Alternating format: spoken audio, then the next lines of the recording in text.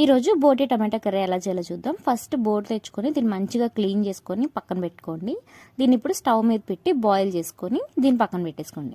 ఇప్పుడు ప్యాన్లోకి ఆయిల్ వేసుకొని ఆనియన్స్ కూడా యాడ్ చేసుకొని కొంచెం పచ్చిమిర్చి యాడ్ చేసుకొని ఆనియన్స్ని మంచిగా ఫ్రై చేసుకోండి. ఇప్పుడు దీనిలోకి టమాటోస్ని కట్ చేసి పెట్టుకొని దాన్ని కూడా యాడ్ చేసుకోవాలి. ఇప్పుడు దీన్ని ఒక 2 to 3 minutes పాటు మగ్గించుకొని ఇందులోకి ఉప్పు, పసుపు, కొంచెం అల్లం వెల్లుల్లి పేస్ట్ కూడా వేసి అల్లం వెల్లుల్లి పేస్ట్ పచ్చివాసన పోయే వరకు ఫ్రై చేసుకోవాలి.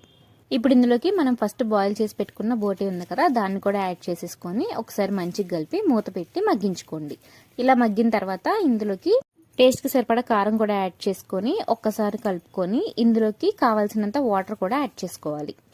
వాటర్ యాడ్ చేసుకొని మొత్తం ఒకసారి కలిపేసి ఇప్పుడు గరం మసాలా కూడా యాడ్ చేసుకొని మళ్ళీ కలిపేసి మూత పెట్టేసి మొత్తం వాటర్ అంతా దగ్గరికి అయిపోయి ఎగిరిపోయే వరకు మగ్గించేసుకోవాలి. అంతే, బోటి కర్రీ రెడీ. వీడియో నచ్చితే లైక్ చేసి సబ్స్క్రైబ్ చేసుకోండి.